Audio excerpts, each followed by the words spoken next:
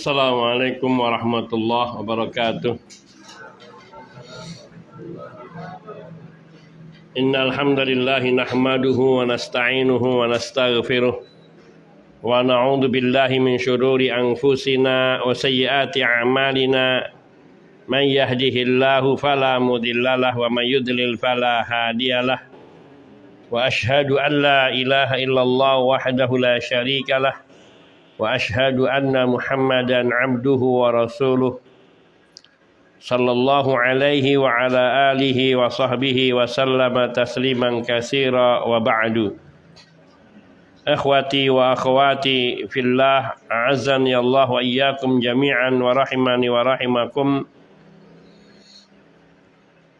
Masih di pasal ketiga, yaitu di bab buah tarbiyah tauhid, atau di pasal buah tarbiyah tauhid asma wa sifat pada diri individu dan masyarakat. Pada waktu yang lalu kita telah berbicara tentang pengaruh dalam bermuamalah dengan Allah. Artinya ketika seorang mempelajari tauhidul asma wa sifat, maka akan tumbuh di dalam dirinya sikap yang berbeda dalam bermuamalah dengan Allah Subhanahu wa taala. Yaitu ia akan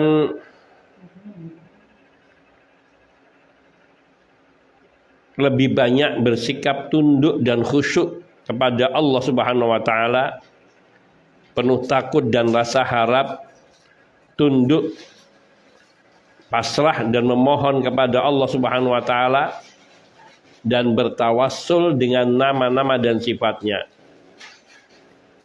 Juga ketika seorang mengetahui dan mempelajari tauhidul asma wa sifat secara baik dan benar, ia akan mengetahui bahwa Allah Subhanahu wa taala maha dahsyat azabnya. Allah bisa murka, dan Allah maha kuat, maha perkasa, maha kuasa untuk melakukan apa yang Allah kehendaki. Maha mendengar, melihat, mengetahui terhadap segala sesuatu yang tidak satu pun terlepas dari ilmunya. Sehingga seorang hamba akan bersikap muraqabah, merasa selalu di dalam pengawasan Allah Subhanahu wa taala. Dan sifat muraqabah ini, waalaikumsalam warahmatullahi, sifat muraqabah ini akan mendorong dirinya untuk selalu berusaha menjauhi berbagai kemaksiatan terhadap Allah Azza wa Jalla. Yang ketiga, ia mengetahui Allah Subhanahu wa taala adalah maha pengampun, maha penyayang, maha kaya, maha mulia, senang pada taubat hambanya, mengampuni semua dosa dan menerima taubat orang yang bertaubat. Dan hal ini semua akan mendorong seorang hamba untuk banyak bertaubat dan beristighfar, dan selalu berprasangka baik kepada Allah Subhanahu wa taala, dan tidak berputus asa dari mendapatkan rahmat Allah Tabaraka wa taala. Dan yang poin keempat, di dalam pengaruh pada diri seorang dalam bermuamalah dengan Allah, ia ketika mengetahui Allah Subhanahu wa taala, mengenal Allah Subhanahu wa taala melalui asma dan sifatnya. Ia mengetahui Allah Azza wa Jalla adalah zat yang maha memberi nikmat, maha menganugerahi rahmat dan karunia, dan yang hanya di tangannya lah segala kebajikan dan kebaikan. Allah yang maha kuasa atas segalanya, yang memberi rezeki, membalas dengan kebaikan dan memuliakan hambanya yang mukmin, yang hal ini semua akan menumbuhkan cinta kepada Allah Subhanahu wa taala, dan selalu mendorong hamba untuk bertaqarrub kepada Allah Tabaraka wa taala, serta mencari sebab untuk selalu bisa merasa dekat dengan Allah Subhanahu wa taala dengan banyak berbuat kebaikan kepada sesamanya.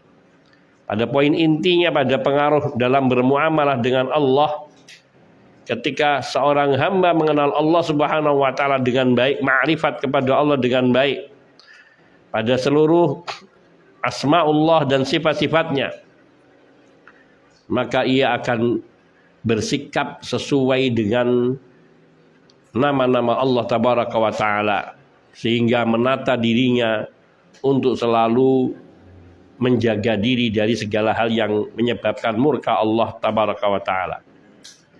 Dan berikutnya pada poin B, pengaruh tarbiyah asmaul husna, tarbiyah tauhidul asma wa sifat dalam bermuamalah dengan sesama makhluk. Nah, man yakra. Poin B, pengaruhnya dalam bermuamalah dengan makhluk. Jika seseorang mengetahui bahwa Allah Subhanahu wa taala adalah hakim yang maha adil, tidak menyukai kezaliman, kurangan, dosa dan permusuhan, dan dia maha membalas dendam terhadap orang-orang zalim atau orang-orang yang melampaui batas atau orang-orang yang berbuat kerusakan, maka ia pasti akan menahan diri dari kezaliman, dosa, kerusakan, dan khianat. Dan dia akan berbuat adil atau objektif sekalipun terhadap dirinya sendiri. Juga akan bergaul dengan teman-temannya dengan akhlak yang baik.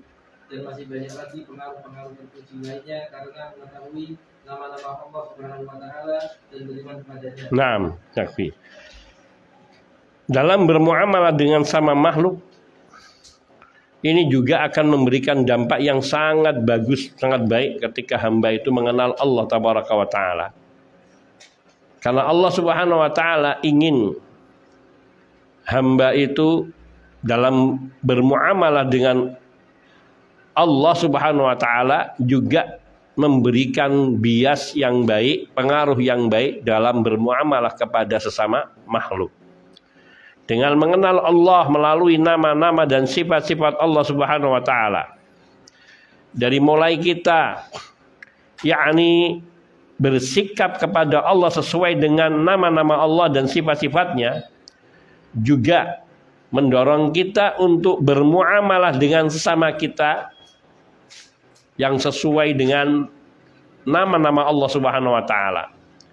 Maknanya Allah menginginkan kita berbuat kepada sesama kita sebagaimana Allah berbuat kepada kita. Tentu dalam kapasitas kita sebagai makhluk yang tidak akan bisa sempurna seperti pada sifat-sifat Allah Subhanahu wa taala. Maka contohnya di sini Allah hakim yang maha adil. Allah tidak menyukai kedzaliman. Allah tidak menyukai kecurangan. Dan Allah membenci dosa dan permusuhan. Dan Allah maha membalas dendam terhadap orang-orang yang zalim atau orang-orang yang berbuat melampaui batas atau orang-orang yang berbuat kerusakan di muka bumi. Maka ketika ia mengenal Allah dengan sifat-sifat yang agung serupa ini, ia akan menahan diri dari kedzaliman, sehingga dia tidak akan berbuat zalim kepada sesamanya. Sebagaimana Allah Subhanahu wa taala berfirman dalam hadis qudsi, "Ya ibadi, inni haramtu dzulma ala nafsi faj'altuhu bainakum muharrama fala tadzalamu." Wahai sekalian hambaku, sungguh aku telah mengharamkan perbuatan zalim atas diriku. Maknanya Allah menyatakan bahwa Allah tidak akan berbuat zalim, dan haram bagi Allah berbuat zalim, artinya mustahil Allah berbuat zalim. Wa ja'altu bainakum muharrama, dan aku jadikan perbuatan zalim itu sesuatu yang terlarang antara sama kamu. Artinya di antara seseorang dengan orang lain itu kedzaliman adalah sesuatu yang diharamkan oleh Allah Subhanahu wa taala. Sehingga maknanya Allah mengharamkan seseorang berbuat zalim kepada saudaranya sebagaimana Allah mengharamkan kedzaliman atas dirinya, yaitu tidak berbuat zalim kepada hamba. Ini bias kita mengenal Allah yang maha adil, maha bijaksana dan jauh dari kedzaliman. maka Allah menuntut hambanya untuk bersikap sebagaimana Allah bersikap kepada hamba, yaitu bersikapnya hamba kepada sesamanya dengan menjaga sifat hikmah, bijaksana, sikap adil, penuh kasih sayang, penuh kelemah lembutan, dan segala hal yang ia merupakan buah dari sifat-sifat Allah Azza wa Jalla yang harus dimiliki hamba sesuai dengan kadar dan kapasitas hamba itu sebagai manusia. Karena Allah melarang fala tadzalamu, maka janganlah kalian saling berbuat zalim. Demikian pula ketika kita mengetahui bahwa Allah itu maha cepat di dalam membalas perbuatan hamba. Maknanya kita kalau ingat ini, kalau kita berbuat zalim kepada seseorang, waspadalah, karena akan ada balasan dari Allah atas kezaliman kita kepada sesama. Maka ketika kita mengenal Allah maha cepat, sari'ul intiqam, maha cepat di dalam membalas perbuatan dosa dan kezaliman hamba, maka hamba bila mengenal baik mengenai sifat Allah ini, ia pun akan berhati-hati untuk tidak gampang berbuat zalim, bahkan untuk tidak berbuat zalim sama sekali kepada hamba-hamba Allah yang lain. Kenapa? Karena dia takut Allah membalasnya. Bukan takut dibalas sama manusia. Maka di sini bila orang memahami hakikat sifat-sifat Allah dan nama-nama Allah yang indah dan sempurna ini, maka tidak ada yang namanya hukum rimba. Yang kuat yang menang, tidak ada. Yang berkuasa yang menang, tidak ada. Kenapa? Karena dia yakin sehebat dan sekuat apapun dia berbuat zalim dan mengalahkan orang-orang lain, ketika dia beriman dengan nama-nama Allah dan sifat-sifat Allah, dia tahu bahwa meskipun lawannya yang dia zalimi tidak dapat membalasnya, ada Zat yang maha agung, maha kuasa, maha perkasa yang akan membalaskan kezaliman dirinya terhadap hambanya. Sehingga dia akan bersifat berhati-hati, tidak melampaui batas, tidak berbuat zalim. Dan betapa banyak ayat-ayat suci Al-Quran dan hadis-hadis Nabi SAW yang melarang kita berbuat zalim. Ya ibadi, Allah Subhanahu wa taala berfirman, atau Nabi sallallahu alaihi wasallam bersabda, ittaqudz zulma. Nabi sallallahu alaihi wasallam bersabda dalam hadis, ittaqudz zulma fa innadz zulma dzulumatun yaumal qiyamah. Jauhilah oleh kamu perbuatan zalim, berbuat aniaya, yaitu menyakiti, mengganggu dan mencederai hak-hak orang lain, baik pada kehormatan maupun pada fisik maupun pada harta ataupun jiwa. Fa innadz dzulma dzulumatun yaumal qiyamah, karena sungguhnya kezaliman itu akan menjadi kegelapan-kegelapan yang panjang dan banyak di hari kiamat nanti. Yaitu di hari manusia harus meniti as-sirat, jalan yang dibentangkan di punggung neraka jahanam, yang ia lebih tipis daripada tajamnya mata pisau yang tajam, dan sangat licin dan menggelincirkan. Dan sungguhnya di saat itu tidak ada cahaya kecuali cahaya iman dan amal soleh. Dan orang yang berbuat zalim, maka dia akan dipadamkan cahaya iman dan amal solehnya. Karena ketika seorang banyak berbuat zalim, maka amal-amal kebaikannya akan diberikan kepada orang-orang yang dia zalimi. Sehingga cahaya-cahaya amal soleh itu pun satu persatu hilang dari dirinya. Bahkan ketika kebaikannya sudah habis dan kezalimannya masih banyak kepada orang lain, maka dosa-dosa orang yang dia zalimi akan ditimpakan kepada dirinya, sehingga kegelapan di atas kegelapan menimpa dirinya, dan dia akan mudah terpelanting ketika disabit oleh pengait-pengait yang memiliki duri yang tajam seperti duri dari pohon sa'dan yang sangat tajam dan besar. Sehingga kalaupun dia selamat, maka dia akan mengalami penderitaan yang panjang. Famakdusun najin, ya tercabik-cabik badannya karena sambaran daripada pengait-pengait yang berduri ini untuk kurun waktu yang panjang, karena jarak antara satu tepi ke tepi lain daripada sirat itu hanya Allah yang tahu. Bukan hanya sekedar dari satu kota ke kota, satu pulau ke pulau, satu negara ke negara lain, tapi bahkan dari satu ujung dunia ke ujung dunia yang lain yang kita tidak mengetahui bagaimana kalau seseorang dia harus melewatinya dengan tertatih-tatih, terpelanting sekali dan terkait, bergelantungan di atas jalan, kemudian bangkit sampai merayap, bangkit dan kemudian disambar lagi. Wamakdusun finnar, dan ada pula yang disambar dan ia langsung terjungkal dan terpelanting dan masuk ke dalam neraka jahanam wal'iyadzubillah. Dan itu akibat kedoliman. Fa innad dzulma dzulumatun yaumal qiyamah.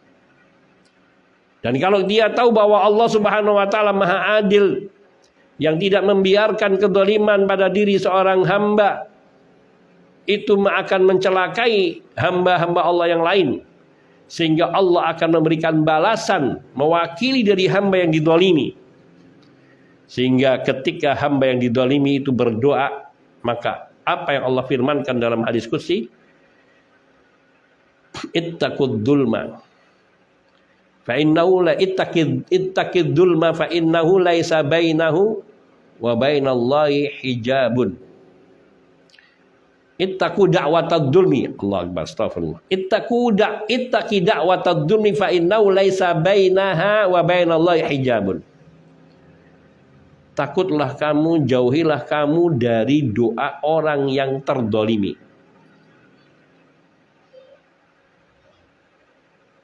Da'watal madlum, doa orang yang terdolimi. Karena sungguhnya fa innahu laisa bainahu atau bainaha wa bainallahi hijabun. Antara doanya orang yang terdolimi dengan Allah itu tidak ada tabir.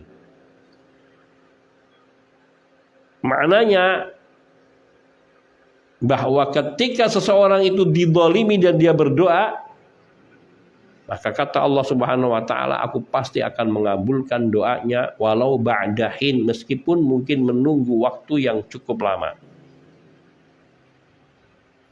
Sehingga jangan heran bila kadang ada seseorang yang anak keturunannya sampai beberapa generasi terkenal doa dari orang yang didolimi oleh kakek moyangnya dulu.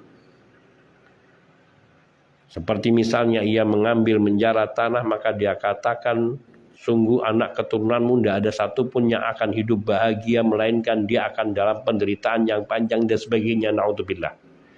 Meskipun mendoakan yang demikian ini haram, akan tapi bila orang itu terdolimi, maka Allah akan mengabulkan doa itu. Bayangkan, banyak orang yang terkena doa dari pendahulu-pendahulunya karena kedoliman mereka. Maka yang wajib bagi seseorang yang ia mengenal Allah yang Maha Adil, Maha Bijaksana, Maha kokoh hukumnya dan maha benar terhadap dalam semua hukum-hukum dan perkataannya, seorang hamba akan selalu bersikap waspada dan hati-hati sesuai dengan nama-nama dan sifat-sifat Allah Azza wa Jalla. Sehingga ia akan bergaul dengan sesama temannya dengan menjaga hak-hak dan kehormatan teman dan saudaranya. Karena dia tahu ada yang Maha Adil yang siap membalas perbuatan-perbuatan buruknya. Di samping ketika hamba mengenal Allah dengan sifat-sifat kebajikannya yang maha sempurna, maka ia akan juga bersikap hal yang serupa. Sehingga ada orang mengatakan Allah saja maha pemaaf. Mengapa saya sebagai hamba tidak memaafkan? Allah Subhanahu wa taala berfirman, wa ahsinu kama ahsanallahu ilaika, dan berbuat baiklah kalian sebagaimana Allah telah berbuat baik kepadamu. Kalau Allah telah berbuat baik kepada kita, maka kita juga hendaknya berbuat baik kepada sesama makhluk Allah Subhanahu wa taala, sama hamba Allah. Ini pengaruh-pengaruh terpuji yang menumbuhkan akhlak yang mulia pada diri hamba ketika hamba itu mengenal nama-nama dan sifat-sifat Allah Subhanahu wa taala dan beriman kepadanya. Naam. Demikianlah Allah Subhanahu wa taala memperkenalkan dirinya dengan nama-nama itu agar hambanya mengenalnya dan memohon kepadanya sesuai dengan isi kandungannya dan agar berbuat baik kepada hambanya yang lain. Allah Subhanahu wa taala berfirman dalam surah Al-Baqarah ayat 195, "Wa ahsinu innallaha yuhibbul muhsinin." Artinya, dan berbuat baiklah karena sesungguhnya Allah menyukai orang-orang yang berbuat baik. Dan Rasulullah SAW bersabda, "Irhamu man fil ardi yarhamkum man fis sama." Artinya, sayangilah orang yang ada di bumi, maka engkau akan disayangi oleh yang ada di langit. Naam. Barakallahu fiik. Allah Subhanahu wa taala dalam kitab sucinya Al-Qur'annya Al-Karim telah memperkenalkan dirinya dengan mengenalkan nama-nama terindahnya. Dan Allah Subhanahu wa taala telah mengenalkan dirinya melalui sifat-sifatnya yang maha tinggi lagi, maha luhur mulia. Agar hamba itu benar-benar kenal dengan Rabb-nya. Dan ia bermuamalah kepada Allah sesuai dengan nama-nama Allah Subhanahu wa taala. Serta dia dianjurkan dan diperintahkan untuk berdoa memohon kepada Allah Subhanahu wa taala dengan wasilah nama-nama Allah, yakni memuji Allah dengan menyebut nama-namanya. Wahai Zat yang maha pengasih, wahai Zat yang maha penyayang, wahai Zat yang maha penuh lemah kelembutan, wahai Zat yang maha memberi, wahai Zat yang maha pengampun, wahai Zat yang maha menerima taubat.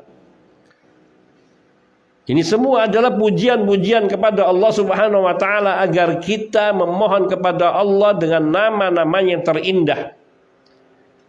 Dan itulah yang diperintahkan oleh Allah Subhanahu wa taala sebagaimana Allah tabaraka wa taala telah berfirman, "Walillahil asmaul husna fad'uuhu biha." Allah Subhanahu wa taala memiliki nama-nama yang terindah, maka berdoalah, memohonlah kalian kepada Allah dengan nama-nama Allah Subhanahu wa taala yang terindah. Allah Subhanahu wa taala tidak mendapatkan faedah dan keuntungan sedikit pun atau akan menambah kerajaan ketika hamba itu berdoa kepada Allah dengan menyebut nama-namanya. Akan tetapi Allah Subhanahu wa taala menginginkan hamba itu mengenal Allah dan mengagungkan Allah. Karena itu yang sepatutnya untuk dilakukan oleh hamba yang telah mendapatkan segala kebaikan dari Allah Subhanahu wa taala. Hidup kita semua milik Allah, dan semua yang kita miliki dan kita dapatkan itu pun dari Allah Subhanahu wa taala. Dan tidak ada sesuatu pun yang ada pada kita melainkan itu asalnya dan milik Allah Subhanahu wa taala. Bahkan kita sendiri akan kembali kepada Allah tabaraka wa taala. Inna lillahi wa inna ilaihi raji'un. Maka bila hamba menyadari yang demikian ini, ketika dia berdoa menyebut nama Allah, bukan karena Allah membutuhkan hal itu, tapi dengan cara kita berdoa menyebut nama Allah, kita akan mengagungkan Allah dan mengetahui betapa hina dan kecilnya dan lemahnya kita. Sehingga tumbuh rasa bergantungnya dan rasa takutnya, rasa berharapnya hanya kepada Allah Subhanahu wa taala, dan rasa cintanya, pengagungan, pemuliaan semua akan tumbuh kepada Allah Subhanahu wa taala pada diri hamba itu. Sebagaimana Allah berfirman, wa ahsinu innallaha yuhibbul muhsinin. Dan berbuat baiklah kalian kepada Allah dan kepada semua manusia dan makhluk-makhluk Allah. Innallaha yuhibbul muhsinin, karena Allah mencintai, menyukai orang-orang yang berbuat baik. Maknanya ketika kita berbuat baik karena kita tahu Allah menyukai orang yang berbuat baik, maka berbuat baiknya kita kepada manusia mengharapkan kebaikan Allah kepada kita. Orang yang seperti ini akan tumbuh keikhlasan insyaallah ta'ala. Karena ketika dia berbuat baik kepada manusia, dia tidak berharap orang itu membalas kebaikan dirinya. Tapi kepada siapa dia berharap kebaikan itu dibalas? Berharap dari Allah Subhanahu wa taala. Karena Allah yang menyukai orang-orang yang berbuat baik. Disinilah buah dari tarbiyah tauhidul asma was sifat. Sehingga hamba bila belajar tentang asma was sifat, ia pertama akan mengagungkan Allah, memuji Allah, takut kepada Allah, berharap hanya kepada Allah, berlindung kepada Allah, berserah diri kepada Allah, bergantung kepada Allah, mencintai Allah Subhanahu wa taala, bertaubat kembali kepada Allah, dan selalu hidupnya, hatinya dipenuhi dengan rasa keterikatannya dengan Allah Subhanahu wa taala. Sehingga orang yang seperti ini, seandainya, dan itu ada diantaranya pada para nabi dan para rasul, serta sahabat-sahabat dari para nabi dan rasul yang setia, dan orang-orang yang mengikuti jejak para pendahulunya, mengikuti dengan cara baik dan benar, dan yang mengamalkan apa yang diajarkan oleh Allah di dalam kitab sucinya, dan apa yang diajarkan oleh Nabi Sallallahu Alaihi Wasallam dalam sunnahnya. Sehingga hidupnya penuh dengan keberkahan, penuh dengan kebajikan, penuh dengan ketaatan. Selalu kerinduannya ingin berjumpa dengan Sang Maha Kekasih tertinggi dan tersempurna, Sang Maha Agung, Maha Mulia, Maha Perkasa, Zat yang maha menundukkan seluruh makhluknya. Sehingga semua kebaikan yang dilakukan kepada orang lain bukan mencari pujian, bukan mencari kedudukan, dan bukan pula karena mencari balasan dari manusia. Tapi dia mengharapkan Allah Subhanahu wa taala yang akan membalas dari semua kebaikan. Karena dia tahu Allah Sari'ul hisab, zat yang maha cepat di dalam memberikan balasan kepada hamba. Sebagaimana Nabi Sallallahu Alaihi Wasallam bersabda, mengajarkan keikhlasan yang serupa, irhamu man fil ardi yarhamkum man fis sama. Nimpahkanlah kasih sayangmu kepada makhluk-makhluk yang di muka bumi, baik itu manusia maupun binatang. Ya Allah, kalau sifat ini terus tertanam dalam diri, yakni untuk menjalankan perintah Rasul Sallallahu Alaihi Wasallam, mengasih sayangi hamba-hamba Allah, makhluk-makhluk Allah, ciptaan Allah. Irhamu man fil ardi, kasih sayangilah orang-orang yang di muka bumi, makhluk yang di muka bumi. Dengan mengharapkan apa yang Allah janjikan, yarhamkum man fis sama. Allah menjanjikan niscaya orang yang merahmati, mengasih sayangi hamba-hamba Allah yang di muka bumi, makhluk-makhluk Allah yang di muka bumi, Allah akan menyayangi kalian. Yarhamkum man fis sama, niscaya zat yang ada di atas langit, yang tinggi di atas langit, akan melimpahkan kasih sayang kepada kamu semuanya. Hadis yang mulia ini sendiri membuahkan banyak pelajaran. Pertama, perintah untuk berbuat ikhlas, bahwa memberikan kasih sayang kita kepada makhluk bukan mengharapkan balasan dari makhluk, tapi dari Allah Subhanahu wa taala. Yang kedua, kita diperintahkan untuk memiliki sifat-sifat yang dimiliki oleh Allah, yang sesuai dengan kadar kita, kelayakan kita. yakni sifat Allah adalah Rahman, Rahim, yang maha rahmah, memiliki kasih sayang. Dan kita diperintahkan untuk berkasih sayang kepada sama kita. Yang ketiga, bahwa balasan suatu amalan sesuai dengan perbuatannya. Al-jaza min jinsil amal.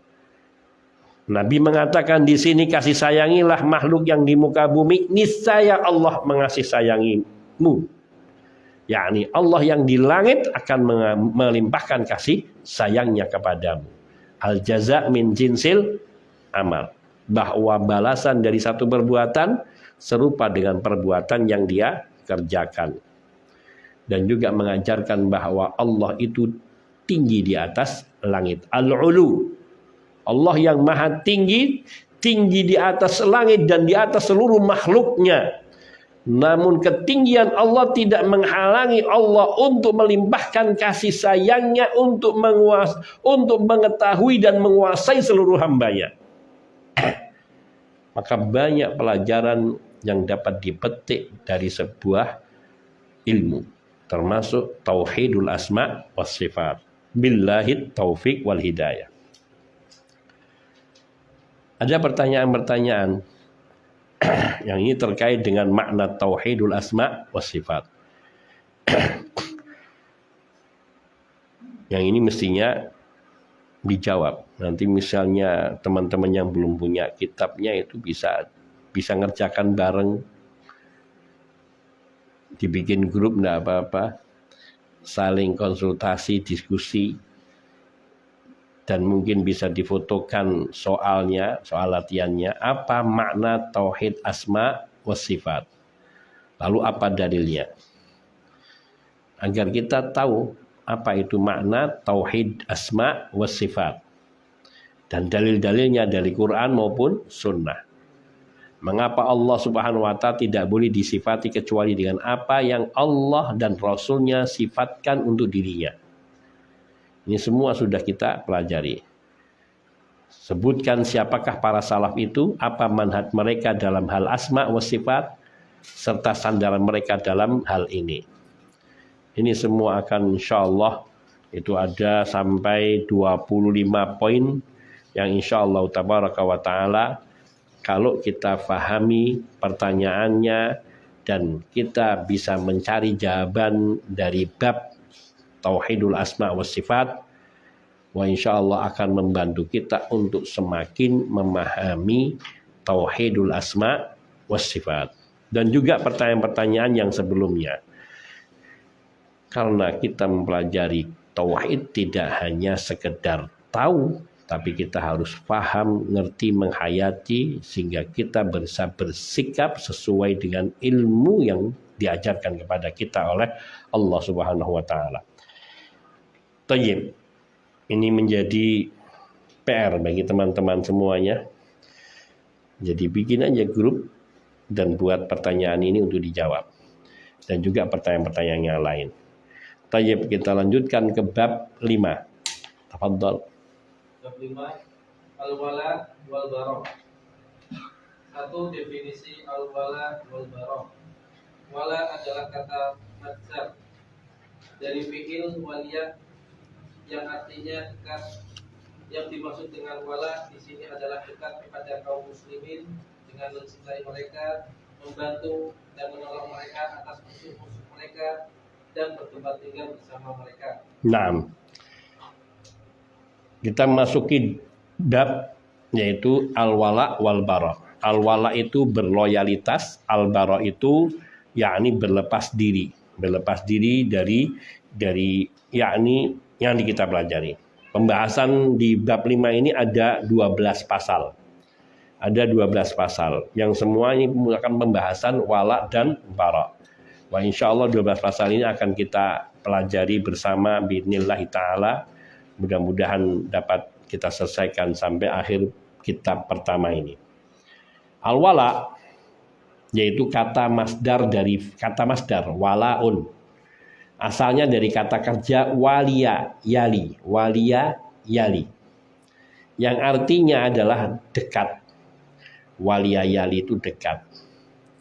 Yang dimaksudkan dengan wala di sini adalah dekat kepada kaum muslimin dengan mencintai mereka, membantu dan menolong mereka terhadap musuh-musuh kaum muslimin.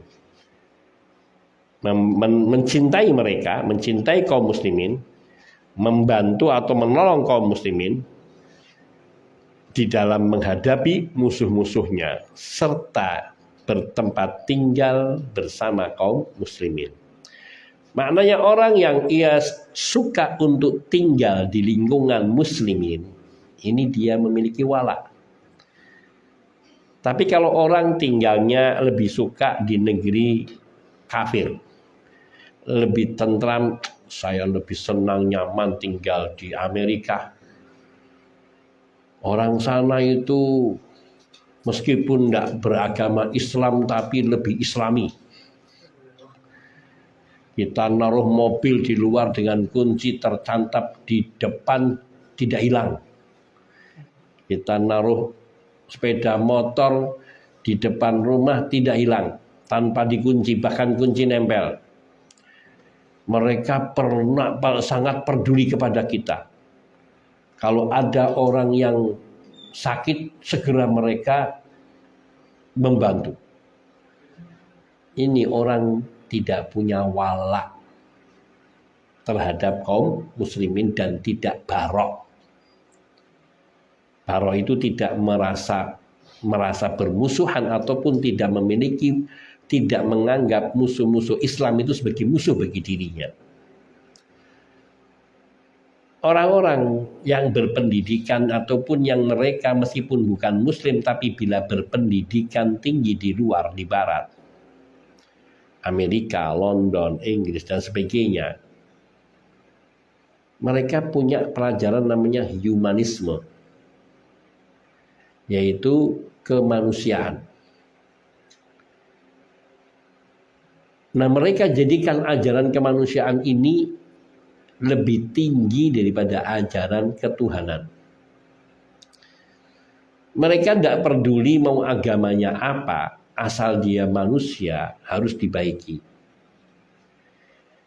Dan mengajarkan untuk tolong-menolong, bantu-membantu. Sehingga dari satu sisi dia baik akhlaknya kepada sesama makhluk, tapi dia jelek akhlaknya kepada Allah. Maka tidak pantas seorang muslim membandingkan seorang muslim lainnya dengan orang kafir. Sebaik apapun akhlak orang kafir, tidak akan pernah lebih baik dari seorang muslim yang masih memiliki tauhid. Meskipun dia mungkin punya sifat jelek, punya akhlak jelek kepada sama manusia, tapi dia masih punya akhlak yang baik kepada Allah, mentauhidkan Allah. Maka kalau sampai ada yang mengatakan lebih baik pemimpin yang kafir tapi adil daripada pemimpin yang muslim tapi tidak adil. Memang pemimpin muslim yang tidak adil jelek. Siapa yang mengatakan baik? Akan tetapi dalam timbangan Islam, seorang muslim di sini yang disebut muslim yaitu orang yang mentauhidkan Allah, yang masih memiliki keimanan dan tidak keluar dari keimanan itu. Itu muslim, meskipun mungkin dia berbuat mencuri, dia suka mabuk atau dia berjudi, tapi dia masih mengamalkan perintah-perintah pokok rukun Islam yang 5. Kalau dia sudah tidak mengamalkan sebagian ataupun bagian penting dari rukun Islam yang 5 seperti meninggalkan sholat dengan sengaja, maka sudah keluar daripada Islamnya menurut sebagian pendapat di kalangan ulama Ahlus Sunnah wal Jamaah. Dan menurut semua ulama, bila dia menganggap bahwa sholat itu bukan sesuatu yang wajib dan tidak berdosa meninggalkannya, maka dia sudah kafir. Bahkan ketika dia mengerjakan sholat tapi meyakini sholat itu tidak wajib, maka dia kafir.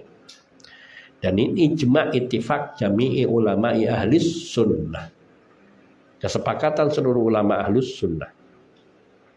Kenapa? Karena as-salatu amuduha ad-din. Amududdin.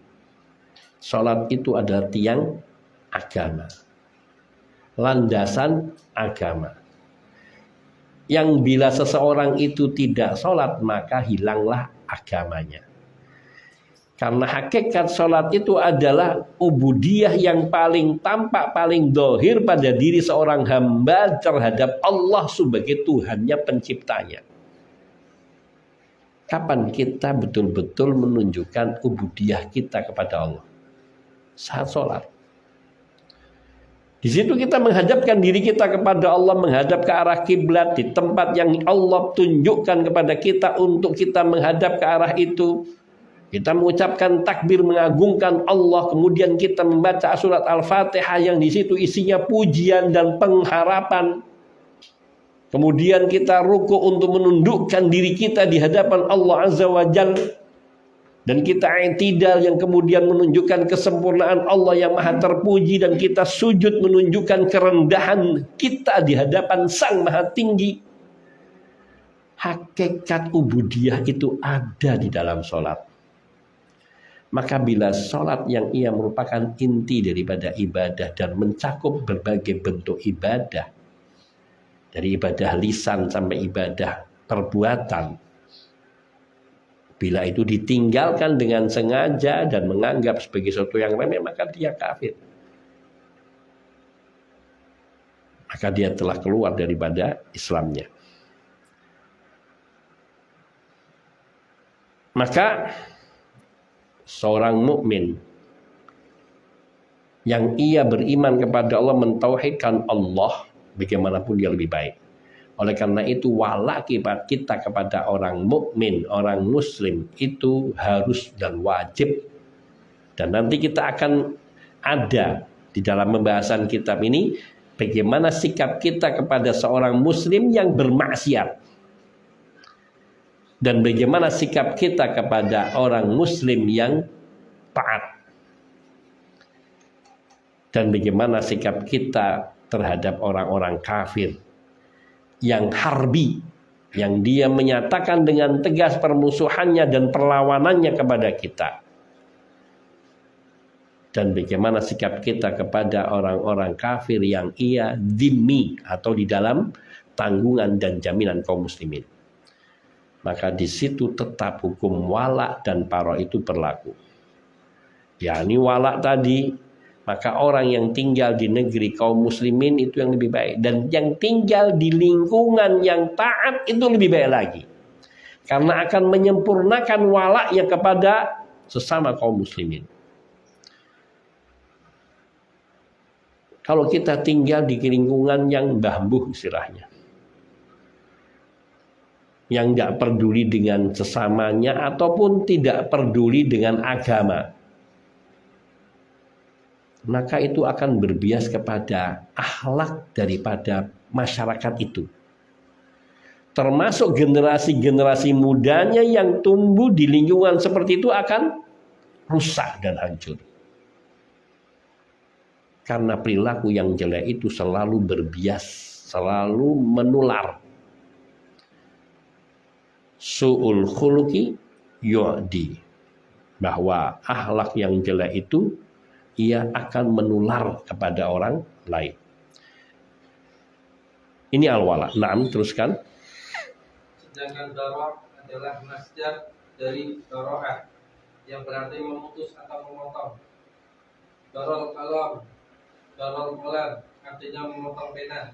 Maksudnya di sini ialah memutus hubungan atau ikatan hati dengan orang-orang kafir, sehingga tidak lagi mencintai mereka, membantu dan menolong mereka, serta tidak tinggal bersama mereka. Nah, ini kebalikan. Al-bara kebalikan dari al-wala. Al-bara dari asal kata bara yabri atau yabro, yang berarti dari asal kata baro itu masdar atau baroah, dari asal kata baro yang artinya memutus atau memotong, seperti baro al-qalam, apa namanya ini, mengasah pena. Apa mengasah pena? Kalau bahasa anak-anak siswa itu apa namanya? Meraut pena, itu namanya baro al-qalam. Itu meraut, memotong, mengupas. Tapi yang dimaksudkan dengan kata al-bara, arti dari kata al-bara di sini adalah memutus hubungan atau ikatan hati dengan orang-orang kafir. Memutus hubungan atau memutus ikatan hati dengan orang-orang kafir. Maknanya tidak menjalin hubungan mesra. Hubungan mesra ini hubungan yang dekat, akrab. Kalau ada orang muslim dia lebih nyaman bersama dengan orang kafir, naudzubillah, berarti dia tidak memiliki sifat bara'. Maka sama dengan orang yang ia lebih suka tinggal di lingkungan orang kafir, seperti yang kayak contohkan, ya, ini tinggal di negeri orang kafir. Sana lebih toleran daripada orang-orang yang di sini, meskipun mereka tidak memeluk agama Islam, tapi mereka, kalau kita ke sana di hari Ramadan, mereka tidak mau menyuguhkan dan memaklumi, bahkan kalau kita mau makan mereka menegur. Luar biasa pujiannya kepada orang kafir. Ini tipu daya syaitan, jerat-jerat iblis, ranjau-ranjau Dajjal. Hakikatnya kita dalam muamalah dengan orang kafir ada ketentuan-ketentuan yang dibolehkan dan ada ketentuan-ketentuan yang mengikat, yang membatasi hubungan kita dengan mereka. Yaitu dalam muamalah, dalam jual beli, dan terhadap orang-orang yang tidak terang-terangan menyatakan memusuhi Islam atau melakukan tindakan-tindakan untuk menghancurkan umat Islam. Maka di sini dikatakan al-bara, yaitu memutuskan hubungan atau ikatan hati dengan orang-orang kafir sehingga tidak boleh ada cinta di antara mereka.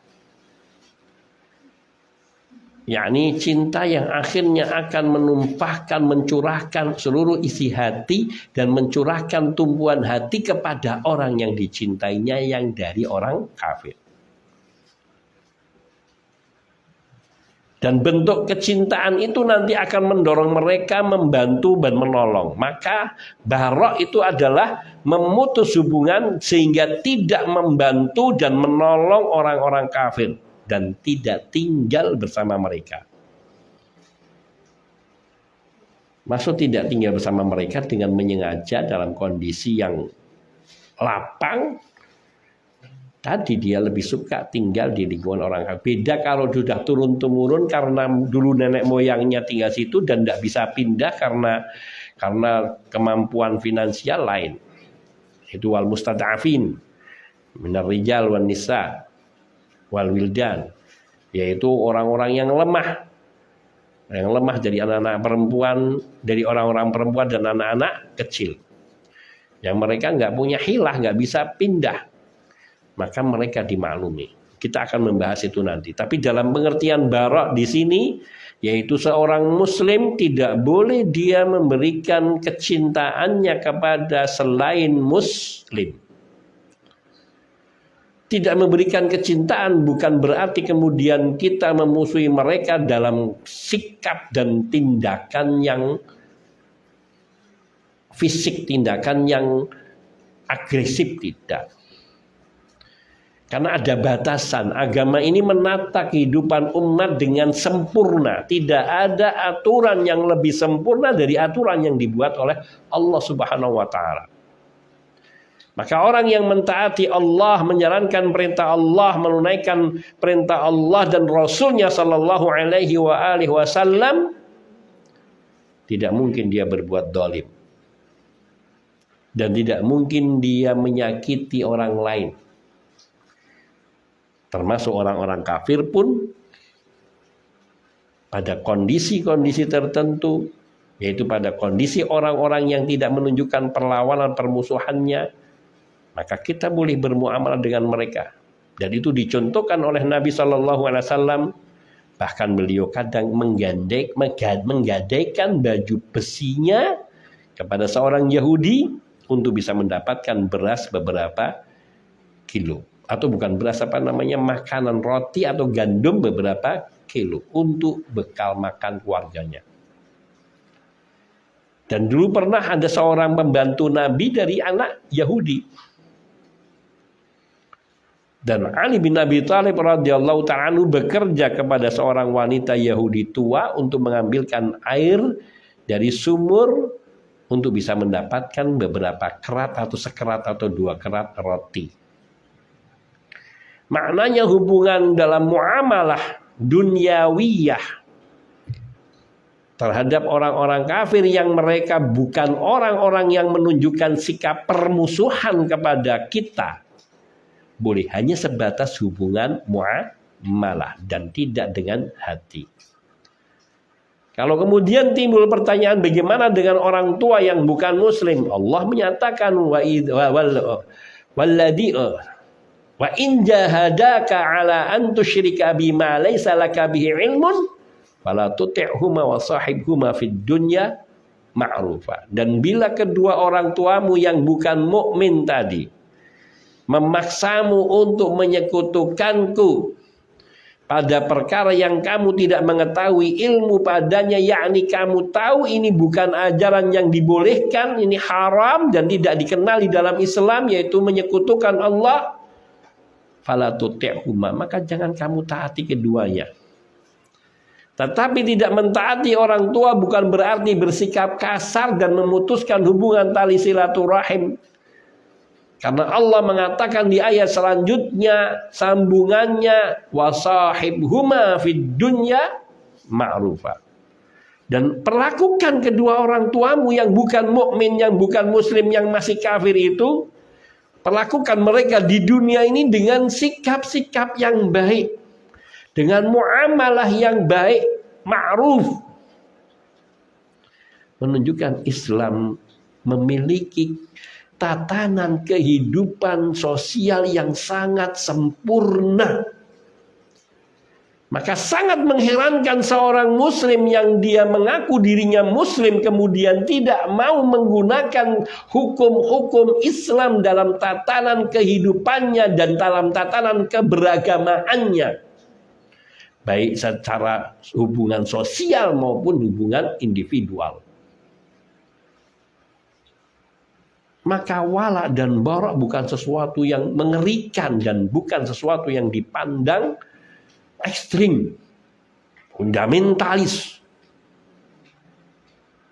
Justru wala dan bara itu untuk memisahkan mana-mana yang harus kita dekati dan kita cintai dengan hati, dan mana-mana yang harus kita jaga hati kita untuk tidak sampai mencintai mereka. Sehingga sikap adil itu akan dapat terwujud pada perilaku. Nah, lanjutkan. Poin kedua, kedudukan al-wala wal bara dalam Islam. Di antara hak tauhid adalah mencintai ahlinya, yaitu para muwahhidin, serta memutuskan hubungan dengan para musuhnya, yaitu kaum musyrikin. Allah Subhanahu wa taala berfirman, "Innama waliyukumullahu wa rasuluhu walladzina amanu alladzina yuqimuna shalah wa yu'tuz zakata wa yu'tunaz zakata wa hum raki'un wa may yatawallallahu wa rasulahu wa may yatawallallaha wa rasulahu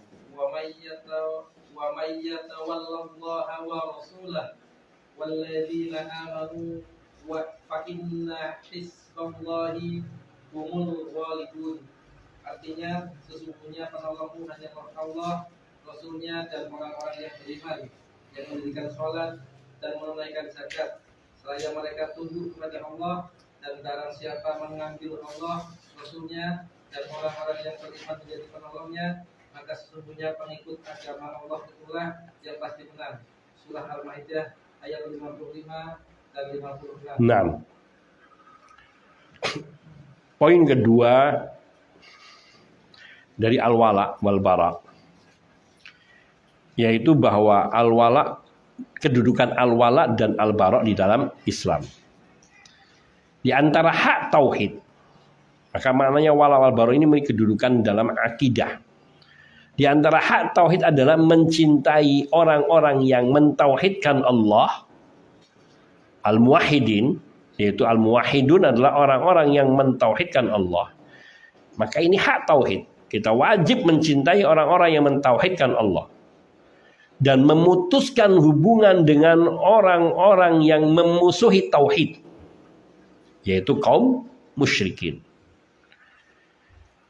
Ini makna wala dan bara. Mencintai orang-orang yang mentauhidkan Allah ini wala. Dan memusuhi orang-orang yang menyekutukan Allah atau orang-orang yang membenci tauhid itu bara. Allah Subhanahu wa taala berfirman tegas di dalam surat Al-Maidah ayat 55 sampai dengan 56. Innama waliyukumullah wa rasuluhu walladzina amanu. Sesungguhnya wali kalian, penolong kalian, kekasih kalian adalah Allah, Rasulnya, dan orang-orang yang beriman. Allah, Rasulnya, dan orang-orang yang beriman. Maknanya wala kepada Allah, kepada Rasul, dan kepada orang-orang mukmin itu wajib. Lalu siapa yang dikatakan mukmin? Yang wajib kita berwala kepada mereka alladzina yuqimunas shalah, yaitu orang-orang yang menegakkan sholatnya. Maknanya menjaga sholat 5 waktunya yang wajib sebagaimana mengikuti ketentuan Rasulnya Shallallahu Alaihi Wasallam. Yakni yang mengerjakan sholat di waktunya, yang menegakkan sholat, yaitu menunaikan sholat dengan memenuhi rukun-rukunnya, syarat-syarat sahnya, dan juga ia tumakninah di dalam sholatnya, khusyuk di dalam sholatnya. Itu ciri pertama dari orang, sifat pertama dari orang mukmin. Alladzina amanu, yakni alladzina yuqimuna sholata, yaitu orang-orang yang menegakkan sholat, wa yu'tuna zakata, dan mereka yang menunaikan zakat, membayarkan zakat wajibnya, yaitu ketika telah sampai nisab 85 gram emas dan sampai haul, yaitu sudah tersimpan yang mencapai nisab tersebut selama 1 tahun hitungan hijriah, baru wajib. Di luar itu tidak. Wa yu'tuna zakata wa hum raki'un, dan mereka senantiasa sholat berjamaah. Wa hum raki'un, yaitu mereka rukuk bersama, yaitu mengerjakan sholat 5 waktunya bersama kaum muslimin di masjid-masjid kaum muslimin. Inilah sifat orang-orang mukmin yang akan menjadi teman setia, penolong kita di dalam beragama. Ini wala. Dan balasannya wa may yatawallallaha wa rasulahu.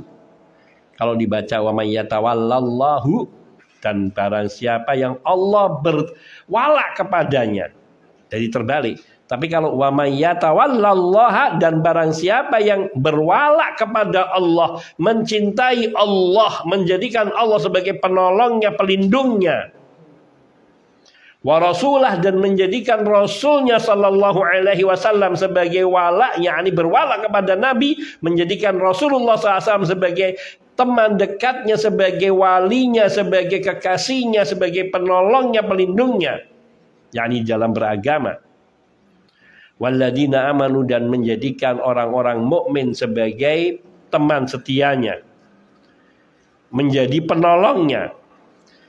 Maka Allah katakan orang yang menjadikan Allah, Rasulnya Sallallahu Alaihi Wasallam, dan orang-orang mukmin sebagai walinya, sebagai penolongnya, ia berwala kepada Allah, kepada Rasul Sallallahu Alaihi Wasallam, kepada orang-orang mukmin. Fa inna hizballahi humul ghalibun, maka sungguhnya pengikut agama Allah itulah yang pasti menang. Golongan Allah itulah yang pasti menang. Mengapa kita kalah? Mengapa Islam kalah? Bukan Islam yang kalah, umat Islam yang kalah. karena mereka tidak berwala kepada Allah dan Rasul-Nya dan orang-orang mukmin. Sehingga menganggap bahwa orang mukmin itu nggak menguntungkan, nggak memberikan kebaikan. Nah, ini maknanya dia tidak berwala kepada orang mukmin dan dia cacat tauhidnya.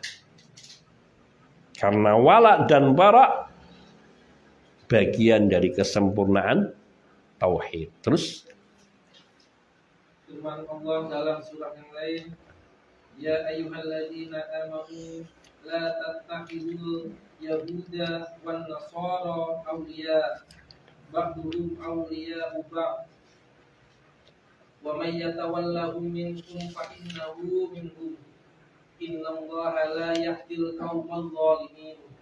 Artinya, hai orang-orang yang beriman, janganlah kamu mengambil orang-orang Yahudi dan Nasrani menjadi pemimpin-pemimpinmu. Sebagian mereka adalah pemimpin bagi sebagian yang lain. Barang siapa di antara kamu mengambil mereka menjadi pemimpin, maka sesungguhnya orang itu termasuk golongan mereka. Sesungguhnya Allah tidak memberi petunjuk pada orang-orang yang zalim. Surah Al-Maidah ayat 51. Nah, di ayat ini yang pernah menjadi viral, Al-Maidah ayat 51. Akhirnya umat Islam semua tahu apa isi Al-Maidah ayat 51 berkat satu orang kafir ini. Ada hikmahnya. Dan akhirnya di sini umat Islam belajar wala. Yang tadinya nggak begitu peduli dengan ayat ini. Termasuk tidak peduli dengan pemimpin mau muslim mau tidak. Tapi ketika Allah gelincirkan lidah orang kafir ini sehingga dia mengucapkan kalimat yang menyadarkan umat Islam di sini. Sehingga orang semua ingin tahu apa bunyi ayat itu dan apa maknanya. Allah Subhanahu wa taala berfirman, ya ayyuhalladzina amanu la tattakhidul yahuda wan nasara awliya. Wahai orang-orang yang beriman, la tattakhidul yahuda, janganlah kalian menjadikan orang-orang Yahudi, wan nasara, juga orang-orang Nasrani, awliya. Awliya itu maknanya pemimpin, teman setia, pelindung, penolong. Itu semua terkandung dalam makna aulia. Wali. Aulia jamak dari kata wali. Juga kekasih. Artinya orang-orang yang beriman itu diharamkan untuk memberikan cinta kasihnya, memberikan kepemimpinannya atau menyerahkan urusannya kepada orang-orang yang kafir.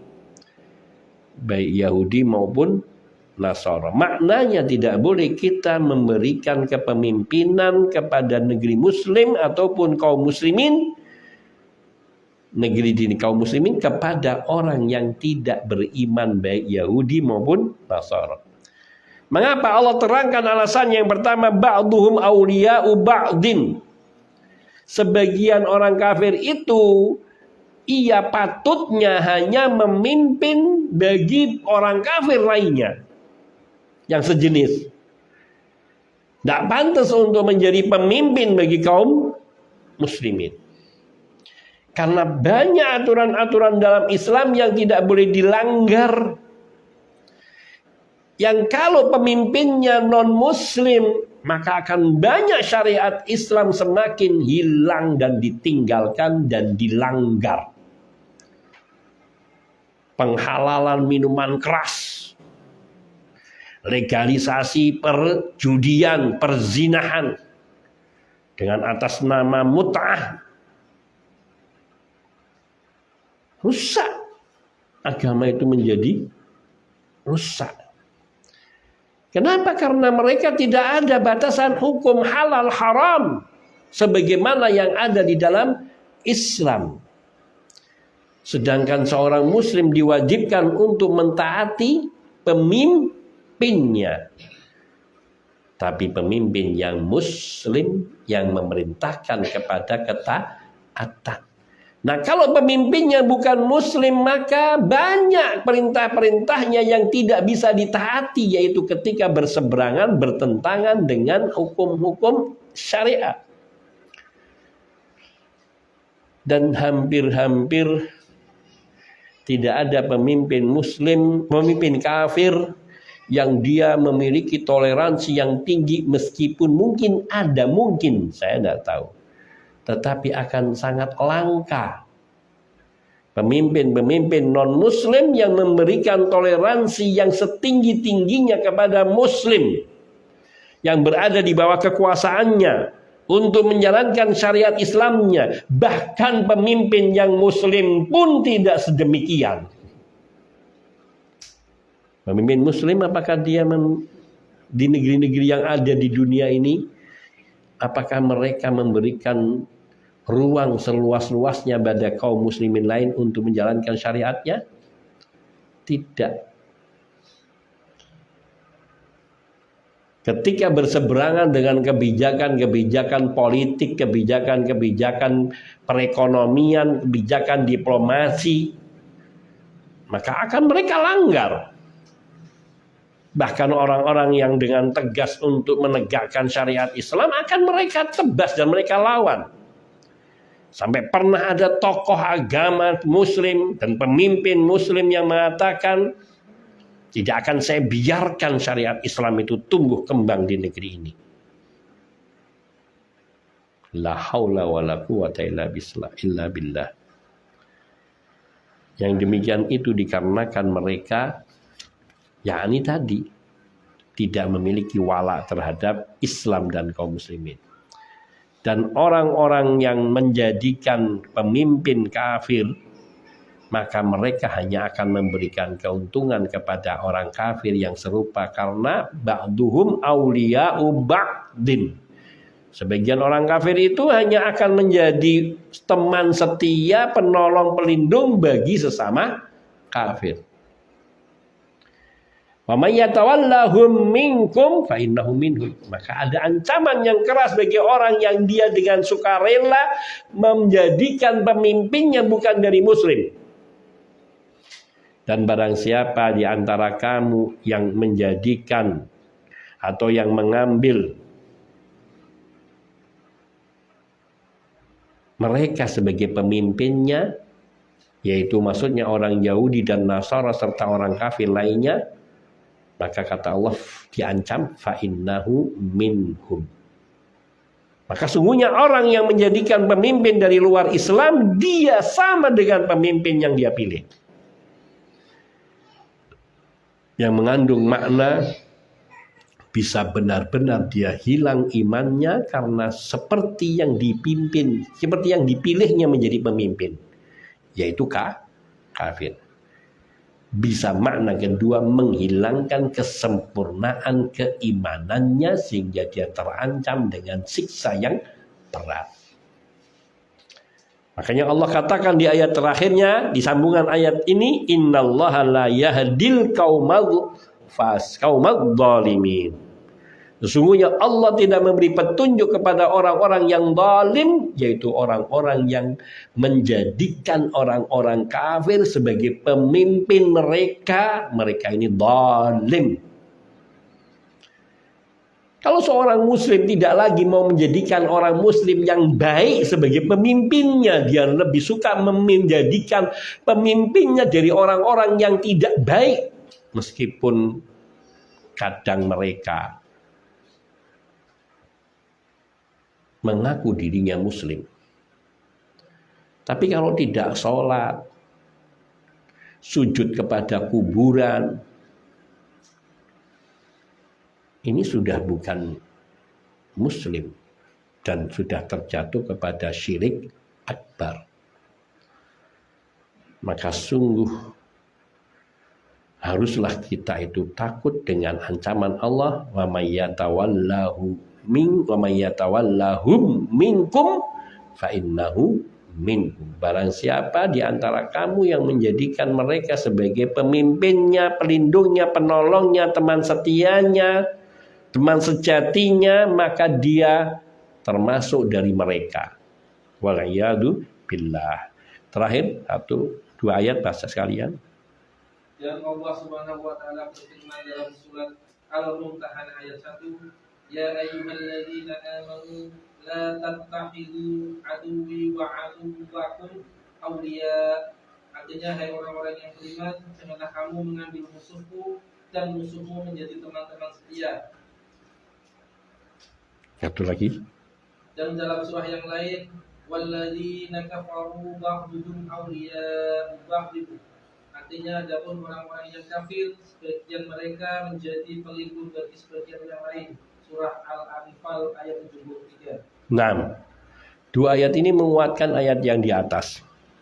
Dalam surat Al-Mumtahanah ayat 1 Allah katakan, ya ayyuhalladzina amanu la tattakhidhu aduwwi wa aduwwakum awliya. Betapa Allah tegas bahwa orang kafir itu musuh Allah dan musuh orang mukmin. Maka orang muslim yang mengangkat dari orang kafir, maka dia menempatkan, memposisikan dirinya sama dengan mereka yang dipimpin, yang dijadikan pemimpin. Naudzubillah. Makanya Allah melarang, wahai orang-orang yang beriman. Allah panggil dengan panggilan yang indah, wahai orang-orang yang beriman, bukan wahai manusia. Wahai orang-orang yang beriman, la tattakhidhu aduwwi wa aduwwakum. Jangan kalian jadikan musuhku dan musuh kalian aulia, sebagai teman-teman setia, sebagai pemimpin, sebagai penolong. Jangan. Sebab apa? Di ayat Al-Anfal 73 Allah tegaskan, walladzina kafaru ba'duhum auliya'u ba'din. Ini maknanya fa innahum minkum. Orang-orang yang kafir, sebagian mereka adalah pelindung, penolong, teman setia, pemimpin bagi sebagian yang lain, yaitu orang kafir yang serupa.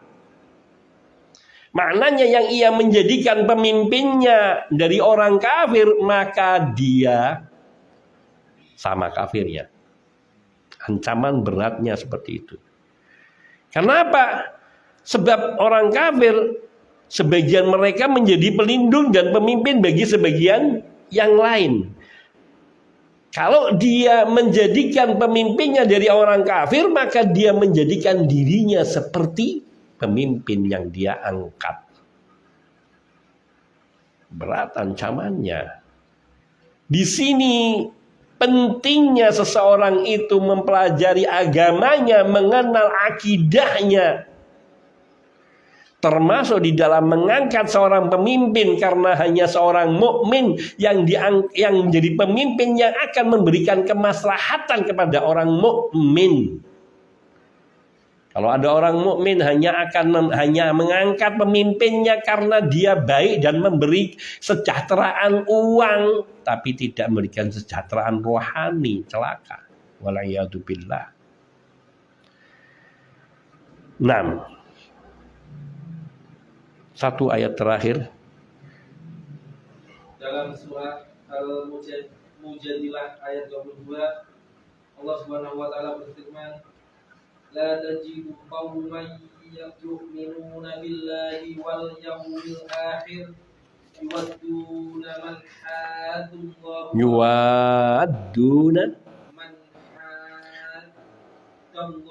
wa rasulahu walau kanu aba'ahum aw abna'ahum aw ikhwanahum aw ashiratahum. Artinya, kamu tidak akan mendapati sesuatu kaum yang beriman kepada Allah dan hari akhir, saling berkasih sayang dengan orang-orang yang menentang Allah dan Rasulnya, sekalipun orang-orang itu bapak-bapak atau anak-anak atau saudara-saudara ataupun keluarga mereka. Nah, lihat, Allah Subhanahu wa taala menegaskan di sini bahwa orang-orang yang beriman, kata Allah Subhanahu wa taala, yang beriman kepada Allah, beriman kepada hari akhir, mereka hanya akan saling mencintai sesamanya.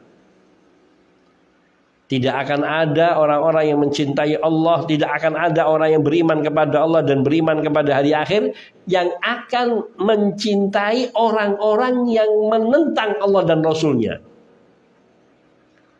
Maka maknanya kalau ada orang mukmin, ia mengangkat pemimpinnya dari orang kafir, maka maknanya dia menunjukkan kecintaannya kepada orang kafir. Dan orang kafir itu adalah orang-orang yang menentang Allah dan Rasulnya, yang tidak mau tunduk kepada tauhid, tidak mau tunduk kepada syariat Allah Subhanahu wa ta'ala. Dan larangan ini tidak hanya kepada orang-orang luar dari keluarganya, bahkan walau kanu aba'ahum, meskipun nenek moyangnya itu bapak-bapaknya, bapak ibunya, orang tuanya. Au abna'u, meskipun itu anak mereka. Au ikhwanau, meskipun itu saudara kandung mereka. Au asyiratau, meskipun mereka itu adalah kaum kerabat terdekatnya. Pamannya, misannya, keponakannya. Semua itu kalau mereka tidak seagama, maka tidak boleh kita mencintai mereka. Bersikap baik tidak berarti mencintai. Bersikap baik artinya memberikan hak-hak mereka sebagai kaum kerabat. Dan justru kewajiban kita adalah mengajak mereka untuk beriman kepada Allah, mentauhidkan Allah Subhanahu wa ta'ala. Dan bukan kepentingan ketika kita mengislamkan orang lain, bukan kepentingannya untuk duniawi kita. Itu orang kaya, kalau saya islamkan nanti saya dapat pinjaman atau saya akan diporseni. Bukan. Kalau itu tidak ada faedahnya. Tapi kita berharap ketika dia melihat ada orang ini kafir, belum beriman kepada Allah, kita dakwai, kita ajari, karena kita ingin dia selamat dari ancaman siksa Allah Subhanahu wa ta'ala. Apalagi kalau itu kaum kerabatnya, orang tuanya, anak-anaknya, saudaranya, maka tentu harus lebih lagi. Tetapi la ikraha fiddin. Tidak ada paksaan dalam beragama. Kita berusaha mengingatkan mereka, menyadarkan mereka, membawa kepada ajaran yang benar, membawa ke mereka kepada agama Allah, menyelamatkan mereka dari ancaman siksa Allah. Karena kita ingin semua manusia umat ini mentauhidkan Allah, meninggikan kalimat tauhid di atas seluruhnya. Di atas seluruh agama selain kalimat tauhid. Karena kita ingin semua manusia selamat, meskipun telah tetap ketentuan Allah Subhanahu wa ta'ala akan ada orang yang kafir. Tapi kewajiban kita menyampaikan, tugas kita adalah menyampaikan, dan kewenangan Allah lah yang akan memberi petunjuk siapa yang Allah kehendaki. Wallahu yahdi may yasha ila siratim mustaqim. Allah yang akan memberi petunjuk kepada siapa yang Allah kehendaki ke jalan yang lurus. Maka la tajidu qauman yu'minuna billahi wal yawmil akhir yuwaduna. Enggak ada ya Muhammad sallallahu alaihi wasallam, tidak ada engkau mendapati orang-orang yang mereka beriman kepada Allah, beriman kepada hari akhir akan saling mencintai orang-orang yang menentang Allah dan Rasulnya. Tidak ada. Meskipun mereka itu bapak-bapaknya, anak-anaknya, saudara kandungnya, kaum kerabatnya. Ini menunjukkan wajibnya wala kepada orang yang beriman dan wajibnya barok kepada orang-orang kafir. Mutlak. Baru nanti ada akan perincian, wa insyaallah di dalam pembahasan-bahasan berikutnya kita akan mendapati perincian. Dan seperti yang sudah saya singgung juga, bahwa berbarok kepada orang kafir bukan berarti memusuhi mereka itu dengan pedang, dengan membunuh, bersikap kasar, enggak. Justru dengan sifat lemah lembut, dengan kearifan, dengan ilmu, dengan akal, petunjuk, yaitu akal dan nurani yang dilandasi syariat. Ud'u ila sabili rabbika bil hikmati wal mau'izatil hasanati wajadilhum billati hiya ahsan. Ajaklah manusia kepada agama Allah dengan hikmah, dengan kebijaksanaan, dengan ilmu, dengan kitabullah dan sunnah Nabi SAW, dan dengan nasihat-nasihat yang baik, diingatkan, difahamkan. Kemudian wajadilhum billati hiya ahsan, dan bantahlah mereka dengan cara yang lebih baik. Bukan dengan menjatuhkan, tidak, tapi menerangkan mana yang hak, agar mereka mendapatkan pencerahan tentang makna kebenaran dan cara beragama yang benar, karena itu membawa konsekuensi keselamatannya di akhirat nanti. Maka disinilah kita wajib memiliki wala dan bara. Wa insyaallah akan menjadi pembahasan kita di pertemuan-pertemuan berikutnya biidznillah taala. Hadza minni wal afu minkum. Barangkali ada pertanyaan. Naam. Waalaikumsalam warahmatullahi wabarakatuh. Ahlan wa sahlan. Yang ingin saya tanyakan juga, apakah rusak ketahuan seorang muslim ketika berobat kepada dokter-dokter selain Islam, padahal dokter-dokter Islam banyak. Misal di Pekalongan ini kan ada rumah sakit Melayu dan juga rumah sakit Sidoarjo. Nah ini banyak masyarakat ini kalau bilang itu mending Melayu, mending Melayu. Apakah ini rusak penggunaan mereka?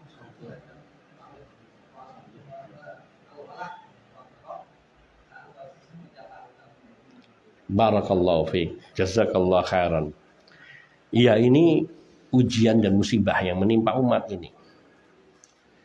Tetapi sungguhnya ada ketentuan-ketentuan yang mengikat dalam hal ini.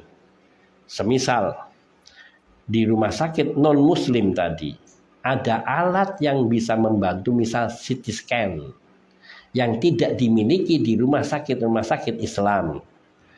Maka dalam hal ini nggak apa-apa membawa ke tempat rumah sakit itu untuk mengambil bagian, karena itu urusan tadi muamalah duniawiyah. Akan tetapi dengan pendampingan dari dokter-dokter yang muslim. Artinya ada rujukan dari dokter muslim yang nanti akan membaca hasil dari rekam CT scan tadi. Tetapi tadi bahwa itu kondisinya satu dengan lain, kembali kepada niat dan hati. Ketika dia misalnya darurat terjadi kecelakaan di lingkungan atau di dekat rumah sakit kafir, maka pertolongan pertama bisa dilakukan di rumah sakit yang non muslim tadi, untuk segera mendapatkan penanganan. Nah nanti kemudian penyembuhannya dan sebagainya, mungkin kalau seandainya memungkinkan dia pindah ke rumah sakit Islam. Tetapi bagi orang yang dia berkelapangan hanya karena melihat fasilitasnya, penanganannya baik, ini sebenarnya ya juga satu kritikan buat rumah sakit Islam yang belum memenuhi standar kesehatan ataupun standar penanganan kesehatan di rumah sakit Islam seperti yang mungkin dilakukan. Tapi juga tidak pantas bagi seorang muslim yang dia yakin bahwa kesembuhan itu datangnya dari Allah, kemudian dia berobat kepada dokter ataupun rumah sakit non muslim. Kecuali dalam keadaan darurat, yakni semisal di satu desa atau satu daerah yang tidak ada dokter selain dia dan dia non muslim. Maka tadi kembali kepada niat. Kalau dia sampai membanggakan, maka menjadi rusak tauhidnya. Atau minimal mengurangi kesempurnaan tauhidnya. Dan bisa sampai rusak tauhidnya ketika dia sampai membanggakan, mendambakan, dan memuji-muji, dan lebih mencintai. Karena berarti dia berwala kepada orang kafir.